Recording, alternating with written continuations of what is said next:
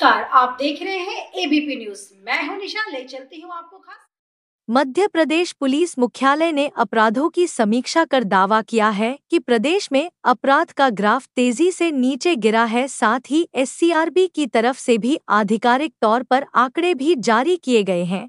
वहीं ग्वालियर संभाग में अपराधों की समीक्षा करने पहुंची स्पेशल डीजी ने कहा कि हम घरों में होने वाले अपराधों को लेकर चिंतित हैं। हम लोगों से जुड़ना चाहते हैं जिससे अपराधों पर नियंत्रण पाया जा सके। प्रदेश की स्पेशल डीजी प्रज्ञा ऋचा श्रीवास्तव महिला सुरक्षा ने समीक्षा बैठक के बाद मीडिया के सवालों के जवाब देते हुए कहा कि प्रदेश में लगातार अपराधों का ग्राफ तेजी से घट रहा है। हमने साइबर अपराधों को चैलेंज के रूप में लिया है और हमारी पुलिस टीम हर स्तर पर तैयार है। महिलाओं के खिलाफ अपराधों में कमी लाने के लिए पुलिस की तरफ से ऊर्जा महिला डेस्क, आशा, मुस्कान और मैं हूं, अभिमन्यु जैसे कार्यक्रम चलाए जा रहे हैं।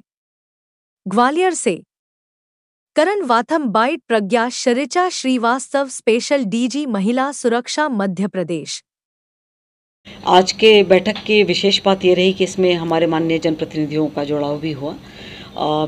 पूरे ग्वालियर संभाग के कानून व्यवस्था एवं अपराध की समीक्षा की गई है और इस बात की भी समीक्षा की गई है कि भाई हमारी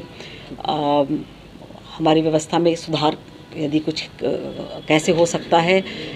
हमारे जो माननीय जनप्रतिनिधि थे उन्होंने भी बहुत सारे सुझाव भी दिए और बहुत सारी बातें उठाई जिनका कि हम लोग निराकरण करने का पूरा प्रयास करेंगे, समुचित प्रयास करेंगे। मैम, अपराधों में ऊर्जा डेस्क, देखिए ऐसा है कि जो अपराध सड़क पर हो रहा है या किसी पब्लिक स्पेस में हो रहा है उसके लिए तो ठीक है, मैं मानती हूँ कि हम लोग बिल्कुल हमें तत्परता से और जिम्मेदारी हमारी है, पर कुछ अपराध जो घरों के अंदर हो रहे हैं उनके लिए तो हमें सहयोग चाहिए और उस सहयोग की अपेक्षा हम अपने इन कैंपेन्स के माध्यम से करते हैं। तो जो अभिमन्यु कैंपेन है या हम होंगे कामयाब, एक कैंपेन हुआ था जिसकी राष्ट्रीय स्तर पर सराहना की गई है, मैं आप लोग से ये भी बांटना चाहूँगी आज। तो ये मूलतः दो बातें हैं इसमें, एक तो कि जुड़ाव लोगों से, ताकि जब ये बात होती है कि अपराध बढ़ रहे हैं तो ऐसे किसी भी कैंपेन के बाद जब हम खुद कह रहे हैं बच्चियों से, महिलाओं से, घर के पुरुषों से कि अगर घर में कुछ ऐसा हो रहा है तो हमारे पास आइए, हमसे जुड़िए, हमें बताइए, तो ये बातें हम तक आती हैं, तो जाहिर बात है कि वो एक एस्केलेशन होगा।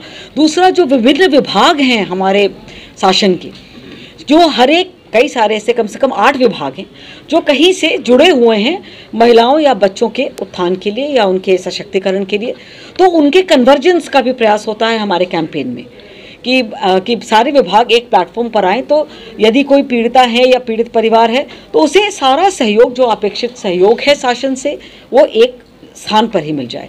तो ये होता है और ये बहुत महत्वपूर्ण होते हैं हमारे कैंपेन। इसकी सफलता हम अपने डेटा से मापते हैं, तो ऐसा मुझे लगता है कि ये बहुत सफल अभियान है। जनप्रतिनिधियों की तरफ से कोई सुझाव, उसका श्रेय तो मैं आप लोगों को दूंगी।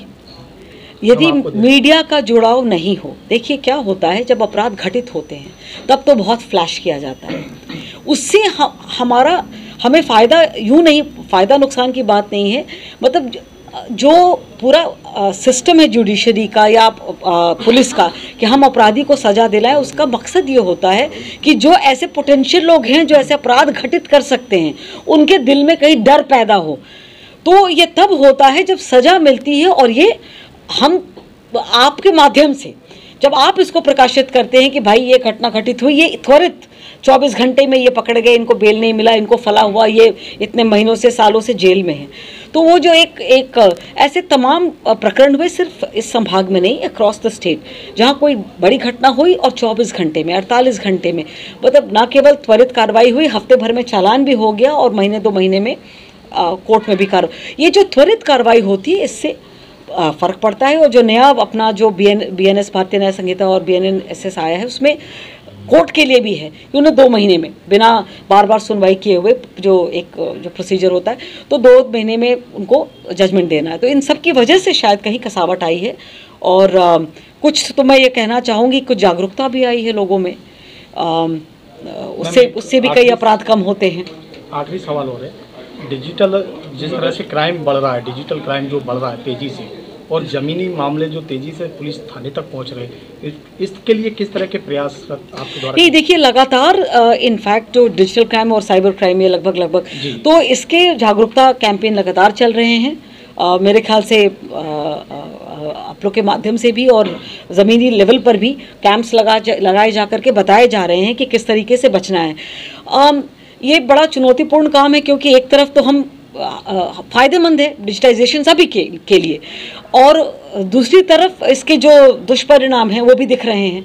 लेकिन ये मैं आपको बता सकती हूँ कि इस चुनौती के लिए हमारा साइबर सेल भी तैयार है, हमारी पुलिसिंग भी इसकी तैयारी कर रही है। जो ट्रेनिंग्स अभी हो रहे हैं, चाहे वो आरक्षकों की हो, सब इंस्पेक्टर्स की हो, डीएसपीज की हो, उसमें एक ये मेजर कंपोनेंट के तौर पे जोड़ा गया है। मैम, लेकिन संख्या बढ़ती जा रही है